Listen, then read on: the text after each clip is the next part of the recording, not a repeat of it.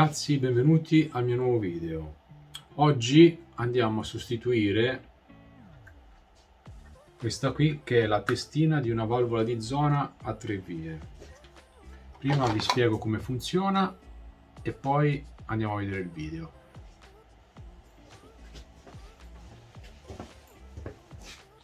Allora, questa valvola abbiamo visto che ha avuto dei problemi, si è bruciata la testina.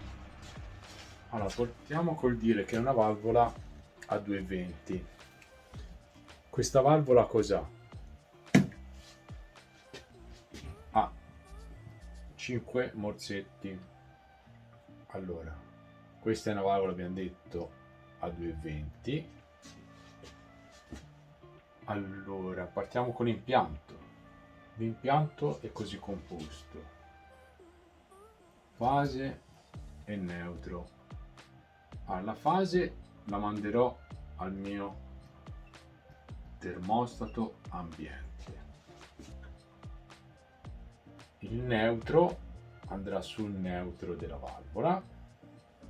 L'uscita del termostato andrà sulla fase che trovate sulla testina della valvola. Poi qui c'è il simbolino della terra, quindi ci va portata la terra.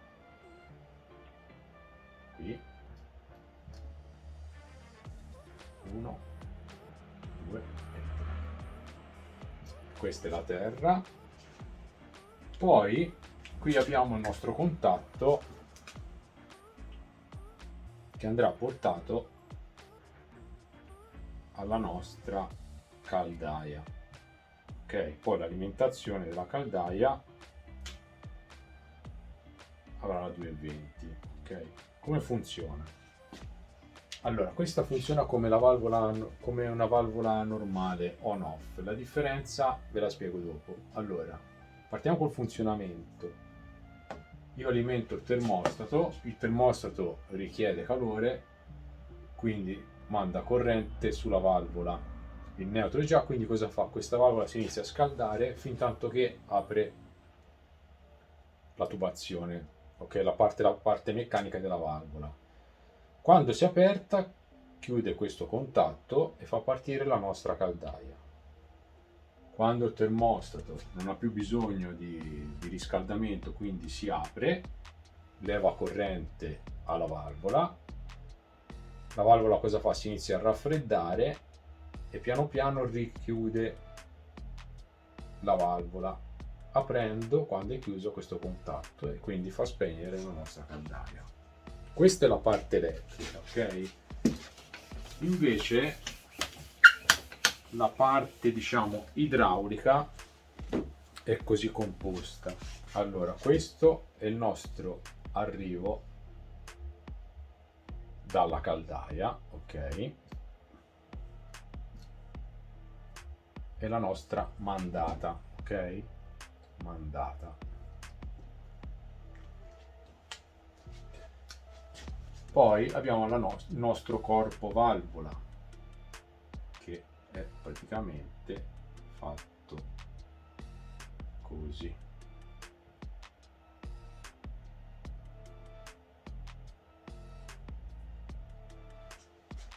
Qui questa va qui sopra, ok?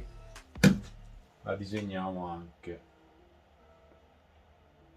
Corpo elettrovalvola.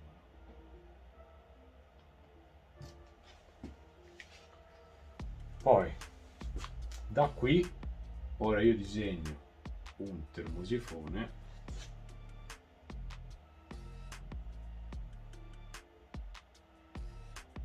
ok, dove ho la mia partenza